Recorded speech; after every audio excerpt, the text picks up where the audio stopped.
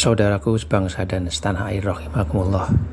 Berikut ini adalah video tausiah Bapak Profesor Dr. Kiai Haji Abdul Muti MED, Menteri Pendidikan Dasar dan Menengah di kampus UGM. Mari kita simak. Assalamualaikum warahmatullahi wabarakatuh. Alhamdulillah alladzi khalaqal insana fi ahsani taqwim. Wassalatu wassalamu ala Muhammadin khatamil anbiya'i wal mursalin wa ala alihi wa sahbihi wa man tabi'ahum bi istiqamati ila yaumiddin. Amma ba'd. Yang terhormat Ketua Dewan Guru Besar Universitas Gadjah Mada, Profesor Dr. Muhammad Baikuni MA, Wakil Rektor Bidang Kemahasiswaan, Pengabdian Masyarakat dan Alumni UGM, Dr. Ari Sujito SSOS MSI, Wakil Rektor Bidang Perencanaan, Aset dan Sistem Informasi UGM, Bapak Arif Setiawan Budi Nugroho ST MN PhD, Ketua Takmir Masjid Kampus UGM, Bapak Dr. Muhammad Yusuf MA, Imam Besar Masjid Kampus UGM, Ustadz Dr. Muhammad Nur MAG, dan Bapak-bapak, Ibu-ibu, saudara-saudara sekalian, jamaah yang saya muliakan. Pertama-tama marilah kita bersyukur kepada Allah karena atas berkat rahmat, taufik, dan inayahnya kita sekalian dapat bersama-sama menunaikan ibadah Qiyamu Ramadan dan juga Siyamu Ramadan dengan niat ikhlas karena Allah Subhanahu wa taala. Kita memohon kepada Allah semoga seluruh ibadah kita diterima oleh Allah Subhanahu wa taala dan semoga kita mendapatkan inayah, rahmat dan taufik Allah sehingga dapat menyempurnakan ibadah puasa kita pada tahun 1446 Hijriah ini sehingga paripurna dan kita merayakan kemenangan di saat Idul Fitri nanti. Bapak-bapak, Ibu-ibu, saudara-saudara sekalian yang kami muliakan, kalau kita berbicara mengenai pendidikan dan hubungannya dengan generasi emas 2045, kita memiliki beberapa landasan yang bersifat teologis dan juga landasan yang bersifat konstitusional dan juga landasan yang bersifat strategis. Kalau kita mencoba mengkaji dari sudut pandang ajaran agama Islam, kita semua memahami wahyu pertama yang diturunkan oleh Allah kepada Rasulullah Muhammad adalah perintah untuk belajar, perintah untuk membaca, dan juga penegasan Al-Quran tentang Allah sebagai Tuhan yang maha mendidik. Surat Al-Alaq 1-5 di dalamnya mengandung prinsip-prinsip yang berkaitan dengan pendidikan. Perintah pertama adalah perintah membaca, Iqra. Dan membacanya itu ditegaskan dengan Bismi Rabbik, dengan menyebut nama Tuhanmu. Dan Tuhanmu itu adalah Tuhan yang menciptakan, Alladzi khalaqal insana min 'alaq, menciptakan manusia dari segumpal darah. Iqra wa rabbukal akram, bacalah, dan Tuhanmu adalah Tuhan yang maha mulia. Alladzi 'allama bil qalam, yang mengajarkan manusia dengan pena. Allamal insana ma lam ya'lam, mengajarkan kepada manusia hal-hal yang manusia tidak mengetahui sebelumnya. Dalam rangkaian ayat-ayat itu, Allah memperkenalkan dirinya sebagai Rabb, bukan sebagai ilah. Rabb itu mengandung pengertian Allah sebagai Tuhan yang maha memelihara, mengasuh, mendidik. Dan dari kata Rabb itu diambil kata tarbiyah yang sering diterjemahkan dengan pendidikan, robba yurabbi tarbiyatan, yang dari situ pula kemudian kita melihat secara historis bagaimana wahyu pertama itu menjadi fondasi di dalam Rasulullah membangun peradaban. Dengan wahyu pertama itu Rasulullah Muhammad merubah tradisi masyarakat Arab yang sering disebut dengan tradisi masyarakat bicara, speaking society, dan masyarakat yang membiasakan dirinya dengan berbagai hal yang sering disebut dengan kebiasaan-kebiasaan jahiliyah. Yang kebiasaan jahiliyah itu seringkali menjadi lawan dari kebiasaan ilmiah. Masa awal itu Islam menegaskan peradaban itu dibangun di atas fondasi ilmu dan fondasi iman. Dan itu merupakan bagian dari konstruksi bagaimana masyarakat itu akan menjadi masyarakat yang maju. Masyarakat jahiliyah itu dalam pengertian yang luas tidak sebatas masyarakat yang illiterate, masyarakat yang tuna aksara, tapi dalam pembacaan sejarah dari berbagai literatur, masyarakat jahiliyah itu lebih tepat disebut sebagai masyarakat yang tuna moral. Beberapa literatur, misalnya Muhammad Mustafa Azami dalam Studies in the Early Hadith Literature, dia menyebut bahwa orang-orang Arab pra-Islam sebelum diutusnya Rasulullah Muhammad adalah masyarakat yang sebenarnya mereka memiliki tradisi membaca dan tradisi menulis. Walaupun kemampuan membaca dan menulisnya memang belumlah kemampuan membaca dan menulis yang tinggi. Orang Arab disebut sebagai Arab karena mereka menekankan arti pentingnya berbahasa, menekankan arti pentingnya bertutur kata, sehingga mereka memiliki tradisi pidato-pidato, menulis puisi dan menulis prosa dan berbagai tulisan yang di dalamnya mengagungkan leluhur, mengagungkan nenek moyang.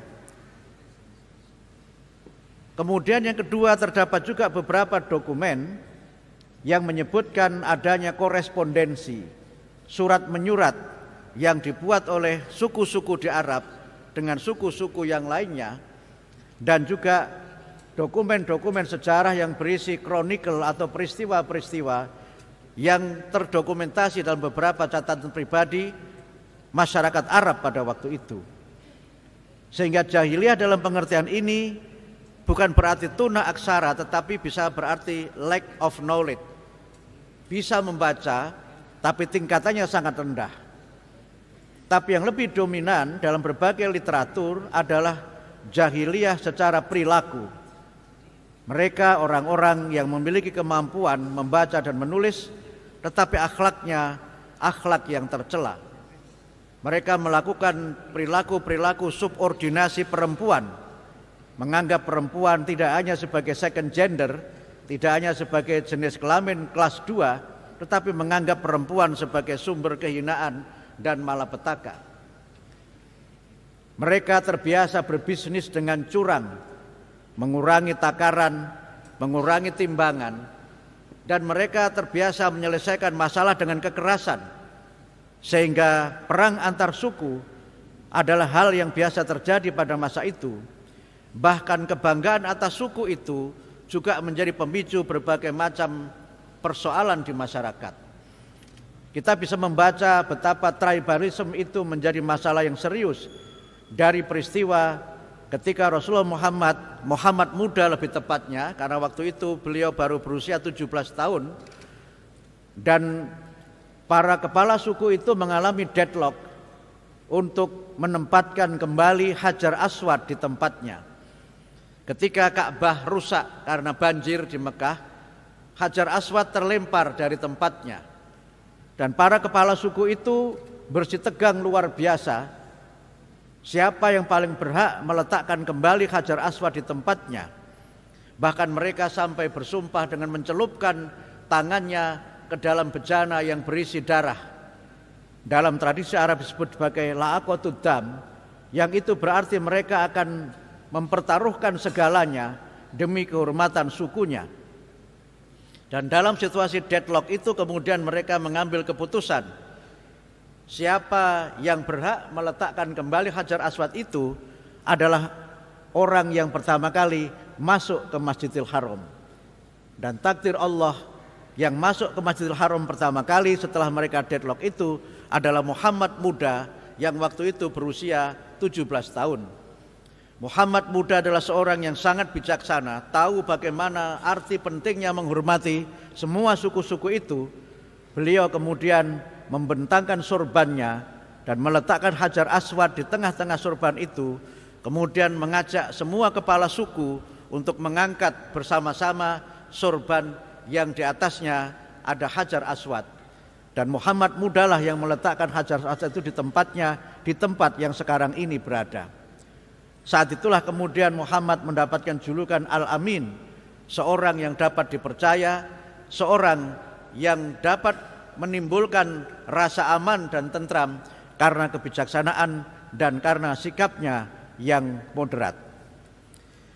Dalam kaitan ini pula kemudian kita mendapatkan penjelasan historis bagaimana peradaban Islam itu dibangun dengan peradaban membaca, peradaban menulis, sehingga setelah wahyu yang pertama itu berkembang learning circle atau halakoh-halakoh ilmiah, di mana para sahabat saling belajar di antara satu dengan yang lainnya, di mana para sahabat melakukan murojaah dan melakukan istima', bagaimana mereka saling mengulang kembali pembacaan Al-Quran dan saling menyimak pembacaan Al-Quran itu, sehingga Al-Quran sampai sekarang ini menjadi kitab suci yang diriwayatkan secara mutawatir, diriwayatkan secara bersambung. Dan mutawatir Al-Quran itu adalah mutawatir lafzi, mutawatir secara bahasa dan pembacaan, sehingga tidak ada perubahan Al-Quran itu dari sisi isinya maupun dari sisi cara membacanya. Fondasi teologis inilah yang menjadi bagian penting dari bagaimana Islam meletakkan dasar-dasar peradaban itu di atas fondasi tauhid, di atas fondasi ilmu, dan kemudian menjadikan ilmu dan tauhid itu sebagai supremasi dalam peradaban umat manusia. Islam menggeser kebanggaan-kebanggaan primordial yang kadang-kadang berbasis sentimen-sentimen kesukuan atau sentimen golongan kepada kebanggaan-kebanggaan dan kemuliaan yang berbasis ilmu dan berbasis kesalehan. Al-Quran menegaskan manusia yang paling mulia adalah manusia yang paling bertakwa. Inna akramakum indallahi atqakum. Dari sinilah Islam itu memberikan kesempatan kepada siapapun untuk melakukan mobilitas sosial vertikal. Dia bisa bergerak berubah from zero to hero, dari bukan siapa-siapa menjadi manusia yang mulia, dan itu semua diletakkan fondasinya pada fondasi iman, fondasi ilmu, dan fondasi ketakwaan.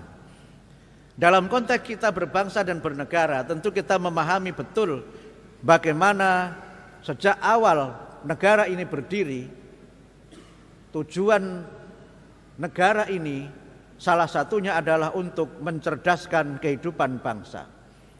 Bangsa-bangsa itu akan jaya apabila masyarakatnya, warga negaranya adalah orang-orang yang cerdas, orang-orang yang berilmu, knowledgeable person, orang-orang yang serba tahu, bukan orang yang serba tidak tahu, orang-orang yang kompeten, yang memiliki wawasan yang luas, ilmu pengetahuan yang tinggi.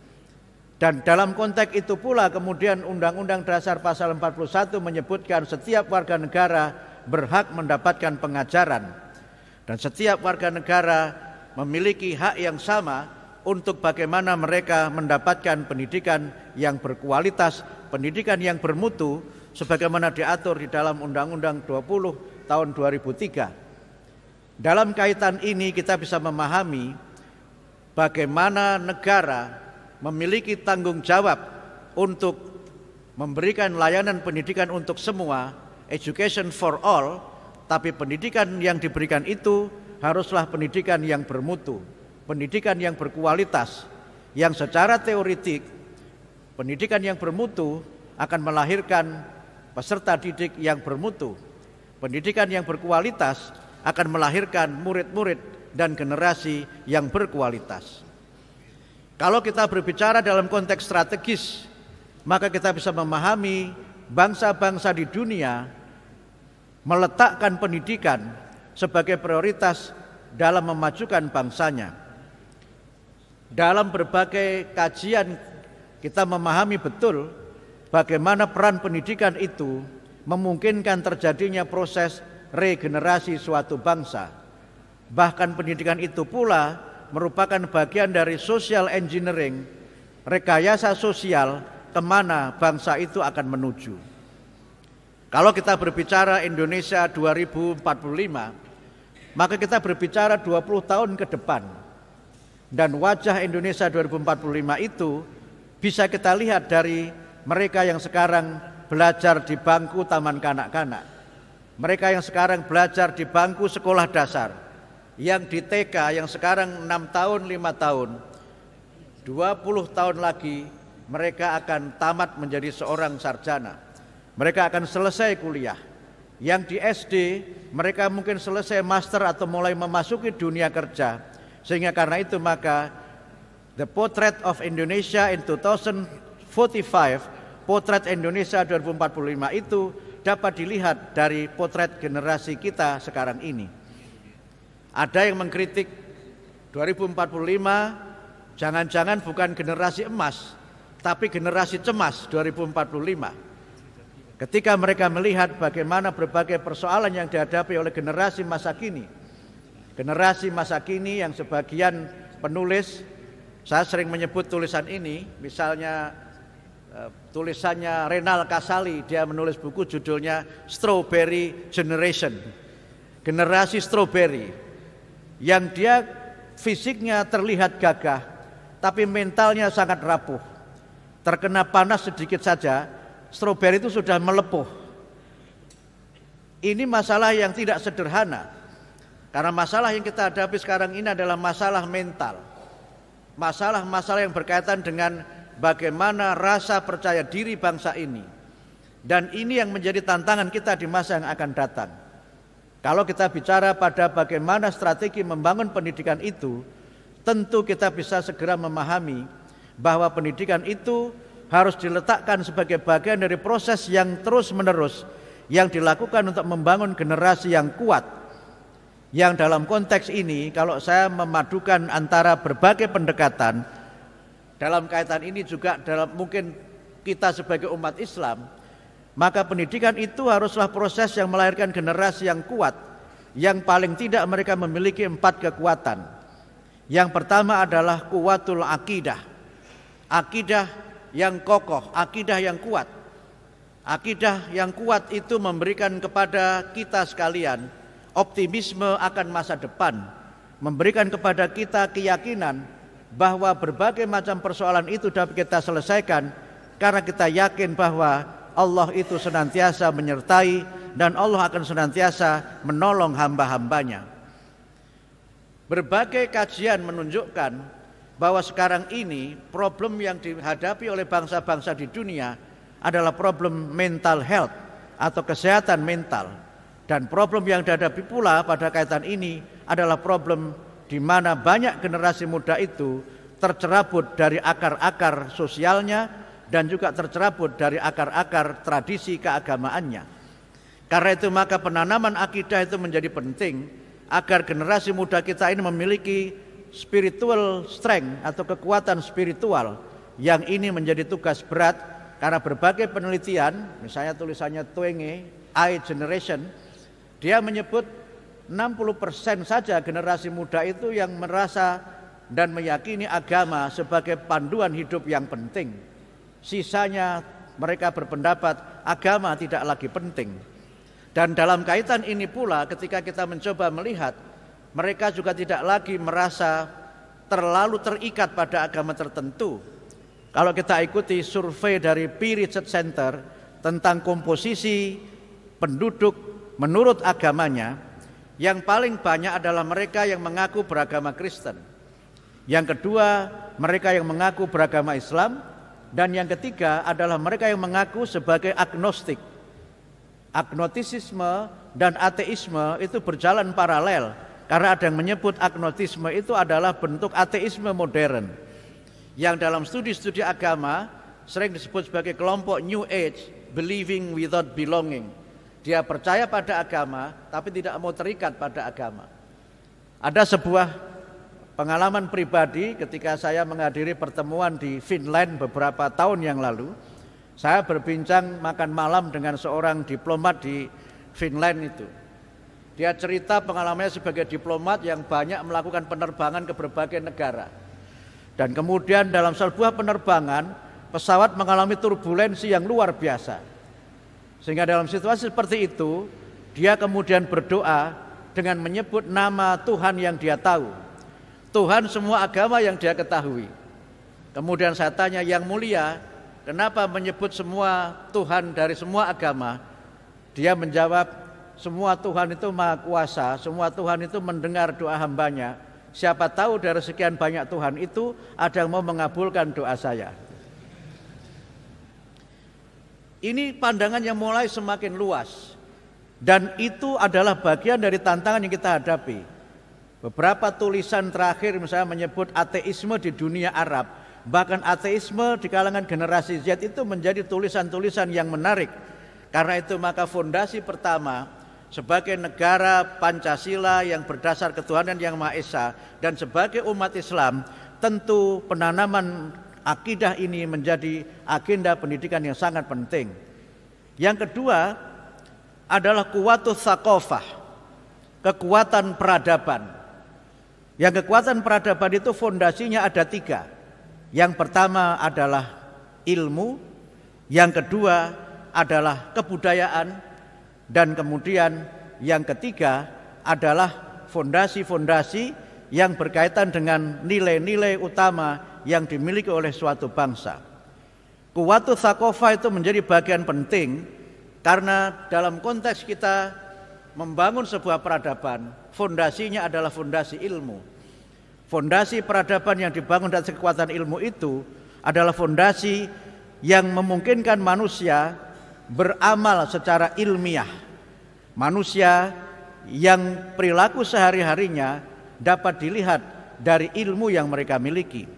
Tapi juga bagian penting dari itu adalah bagaimana nilai-nilai utama menjadi fondasi.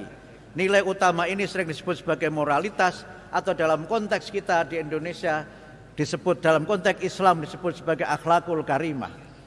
Kemudian yang kedua adalah potensi yang berkaitan dengan potensi-potensi budaya, potensi seni, yang itu semua kalau kita kaitkan dengan Islam, potensi ilmu, kekuatan ilmu itu ada pada kekuatan akal, seni itu ada pada kekuatan kolbu, dan kemudian moralitas atau akhlak itu berada pada kekuatan nilai-nilai utama yang ada dalam agama yang menuntun kita untuk senantiasa menjadi manusia yang berbuat ihsan. Yang ketiga adalah kuwatul iktisad atau kekuatan ekonomi. Kekuatan ekonomi itu sangat berkait dengan kekuatan yang kedua. Sekarang ketika kita berbicara tentang kesejahteraan, banyak yang bicara tentang knowledge based economy daripada natural based economy. Ekonomi itu akan membawa kepada manusia kesejahteraan dalam kehidupannya ketika mereka memiliki ilmu, memiliki keterampilan yang memungkinkan mereka dapat meraih kehidupan dan penghidupan. Kemudian yang keempat adalah kuwatul jamaah, kekuatan sebagai komunitas, kekuatan sebagai umat, di mana kita ini menjadi kuat karena perbedaan-perbedaan itu menjadi modal, menjadi sarwah untuk kita saling memperkuat satu dengan yang lainnya. Ba'duhum awliya'u ba'd. Hampir semua teori tentang kekuatan menjelaskan pentingnya network atau pentingnya jaringan. Beberapa buku misalnya New Power itu menjelaskan bahwa mereka yang punya jejaring itulah yang akan menentukan dunia di masa depan akan seperti apa. Dan kekuatan jejaring itu dalam konteks Islam diletakkan dalam fondasi yang disebut sebagai jamaah. Jamaah tidak sekedar kita bersama-sama menunaikan sholat berjamaah, tapi juga kita diajari bagaimana membangun soft, yang soft itu adalah bagian dari kekuatan di mana kita memiliki organisasi yang teratur, jaringan yang tertib, dan kerjasama antara satu dengan yang lainnya. Dalam konteks kita membangun bangsa, tentu saja kita perlu membangun generasi emas itu sebagai generasi yang akan membawa bangsa ini kepada kemajuan dan kejayaan. Dan untuk itu semua, di akhir pengantar saya ini diperlukan proses-proses pendidikan yang berkesinambungan. Pendidikan yang dimulai dengan menanamkan kebiasaan-kebiasaan atau pembiasaan-pembiasaan yang baik, sehingga generasi bangsa kita ini sejak dini telah memiliki kepribadian yang utama dan kepribadian yang luhur sebagai suatu bangsa. Kami di kementerian beberapa waktu yang lalu meluncurkan program penanaman karakter melalui 7 kebiasaan anak Indonesia hebat, yang itu dimulai dengan kebiasaan bangun pagi. Islam mengajarkan kita untuk senantiasa bangun pagi, bahkan bangun fajar, dan kemudian bangun di waktu fajar itu kemudian diikuti dengan kebiasaan melaksanakan ibadah. Islam mengajarkan kita untuk bangun di waktu malam bertahajud, dan itu adalah ibadah yang di dalam Al-Quran dijelaskan akan membawa kita kepada kemuliaan, kepada derajat yang tertinggi atau maqamah mahmudah. Kemudian yang ketiga, kebiasaan berolahraga. Ini juga menjadi bagian penting. Tadribat, olahraga, latihan-latihan fisik itu penting karena kita semua memerlukan gerak, memerlukan kegiatan-kegiatan yang memungkinkan kita memiliki jasmani yang sehat dan fisik yang kuat. Kemudian yang keempat adalah kebiasaan makan sehat dan bergizi.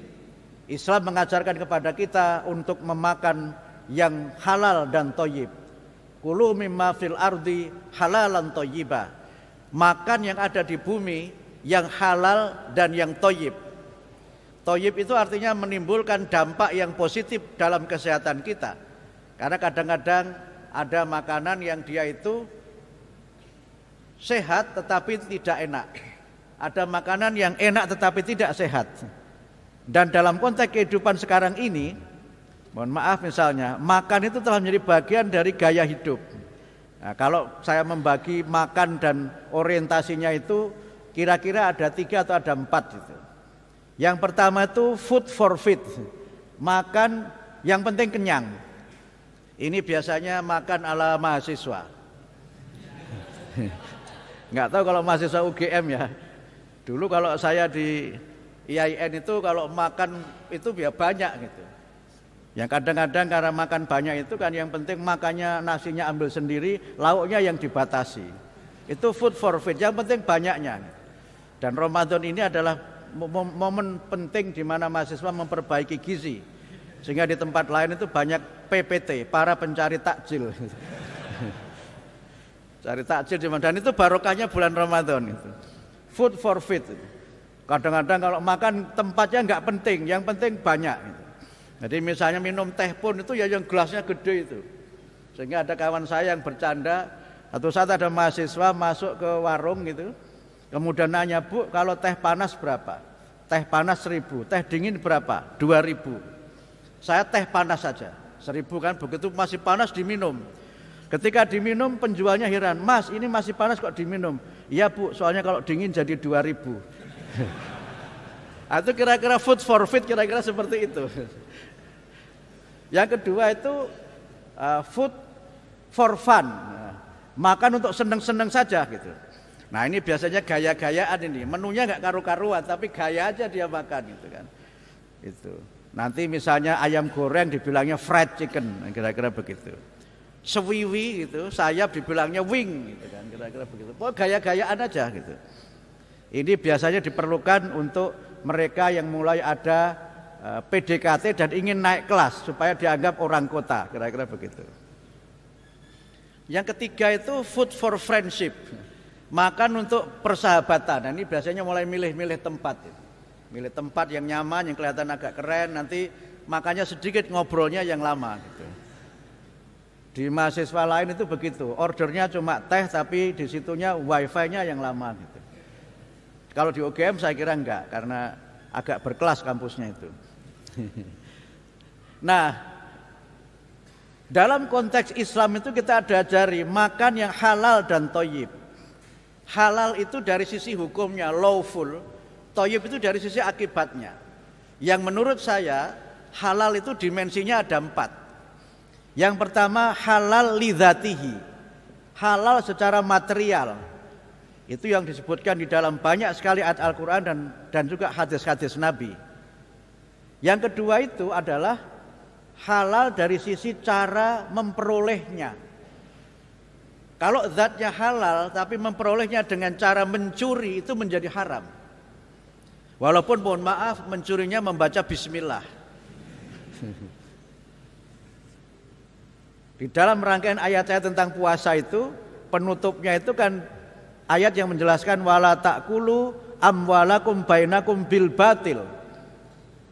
Jangan kamu makan hartamu dengan cara yang batil. Jadi walaupun secara zat, secara material itu halal, tapi kalau caranya tidak halal, itu menjadi haram. Nah, kemudian yang ketiga itu halal secara proses. Ayam itu halal, tetapi kalau tidak disembelih atas nama Allah sesuai dengan hukum Allah, maka dia menjadi haram. Babi walaupun menyembelihnya benar tidak bakal jadi halal. Kadang-kadang ada seorang kawan yang cerita, saya semuanya oke karena saya omnivora. Babi pun saya makan asalkan Islam, katanya begitu. Yang mana ada babi Islam, kira-kira begitu. Jadi zatnya harus halal, memperolehnya halal, memprosesnya juga harus halal. Nah, yang keempat itu adalah halal saat mengkonsumsinya. Walaupun 1, 2, 3 dipenuhi, tetapi berlebih-lebihan, maka dia menjadi haram. Kulu washrobu wala tusrifu. Makan dan minumlah tapi jangan berlebih-lebihan. Jangan dibuang-buang, jangan mubadzir. Karena mubadzir itu temannya setan. Innal mubadzirina kanu ikhwana syayatin. Dan ada sebuah artikel yang pernah saya baca itu menjelaskan 70% sampah itu dari makanan. Dan sampah makanan itu sebagiannya itu dari restoran-restoran dan dari kantin-kantin. Kadang-kadang ada orang merasa bergaya kan, supaya kelihatan orang kaya, makannya disisakan gitu. Kalau makan sampai habis itu dianggap geragasmen gitu. Geragas itu bahasa Indonesianya apa ya? Kayaknya belum ada ya Pak ya. Rakus itu, sampai nggak ada yang tersisa itu. Padahal dia punya argumen mengikuti apa yang dikatakan oleh Imam Al-Ghazali. Kalau kamu makan jangan ada yang tersisa. Karena bisa jadi barokah makanan kita itu ada pada sisa makanan yang kamu tinggalkan itu. Padahal kalau kita mau makan kan doanya supaya dapat barokah kan. Allahumma barik lana fima rozaqtana waqina adzabannar. Jadi merasa hebat, merasa gagah karena menyisakan makanan. Nanti karena mahasiswa punya alasan lagi, kan kita harus berbagi dengan makhluk Allah yang lain juga, katanya begitu. Yang utama itu habiskan semua. Gak usah malu dikatakan greedy dan seterusnya, karena itu bagian dari ajaran agama Islam. Karena itu maka halal itu adalah aspek-aspek yang berkaitan dengan material, aspek-aspek yang berkaitan dengan prosesnya, kemudian berkaitan dengan cara mendapatkannya dan bagaimana mengkonsumsinya. Itu kebiasaan makan sehat dan bergizi. Dan itu yang menjadi program Pak Presiden juga. Saya izin menyampaikan ini karena menteri harus menyampaikan programnya Presiden. Kemudian yang berikutnya adalah gemar belajar. Gemar belajar. Jadilah pembelajar sepanjang hayat. Jadilah manusia yang tidak malu untuk belajar. Jadilah seseorang yang senang mempelajari sesuatu yang baru. Memang tidak semua orang memiliki rasa percaya diri untuk itu. Karena kadang-kadang daripada kelihatan bodoh, lebih baik tidak belajar. Tetapi kalau kita tuh ingin maju, kita tetap harus belajar. Ini ada sahabat saya Pak Profesor Agus Pramusinto di sini. Terima kasih Prof sudah hadir. Ini teman waktu kursus di Bali persiapan ke Australia. Beliau alhamdulillah S2 S3-nya di Australia, saya hanya S2-nya saja. Nah, saya ingin cerita ini ketika saya pertama kali kuliah itu Prof Agus, Prof Baikuni, saya satu supervisor dengan seorang teman dari Kenya. Teman Kenya ini betul-betul blank, nggak ngerti teknologi. Jadi dia ngetik itu, keyboardnya A-nya mana itu seperti nyari ikan dalam sungai itu, di sungai itu. Lama, tapi dia rajin belajar. Sampai akhirnya ya dia itu lulus cum laude dan saya ketemu dia terakhir S3-nya juga di Australia dan jadi dosen di Australia. Saya hanya jadi dosen di IAIN, kembali ke jalan yang benar. Nah, dan mohon maaf sekali bukan bermaksud rasial dan apapun yang sifatnya merendahkan. Ya teman-teman dari Afrika itu kan punya aroma yang khas. Jadi dari 2 meter sudah ketahuan bahwa dia bakal datang. Baunya itu khas pokoknya. Mereknya nggak ada dalam parfum merek apapun. Sampai dia tidak di ruangan itu, baunya masih tersisa. Sehingga kalau saya ke ruangan itu, kok bau? Berarti dia baru saja dari ruang belajar itu. Tapi ada cerita lain lagi. Ketika kami kan biasa di kampus itu kan kalau fotokopi apa kan semuanya sendiri kan. Ada kawan saya ngeledek begitu, ada orang kulit hitam fotokopi di perpustakaan. Terus fotokopinya itu hitam gitu. Nah, terus dia ngerasanya pakai bahasa Jawa. Fotokopi kok ireng kaya wonge gitu. Rupanya mahasiswa kulit hitam ini bisa bahasa Jawa. Nggih kula panci cemeng gitu. Ternyata setelah itu ngobrol, ternyata mahasiswa ini pernah di UGM selama 1 tahun program joint dual degree itu Pak. Dia pernah di UGM 1 tahun sehingga bisa bahasa Jawa kromo inggil lagi. Nah, karena itu maka yang berikutnya, yang keenam itu bermasyarakat. Bermasyarakat maksudnya apa? Ya kita harus berbaur dengan siapa saja. Jangan merasa top karena sukunya, jangan merasa top karena kebangsaannya. Tetapi jadilah manusia yang saling menghormati satu dengan yang lain. Tata krama bagaimana kita ini hidup rukun. Bermasyarakat.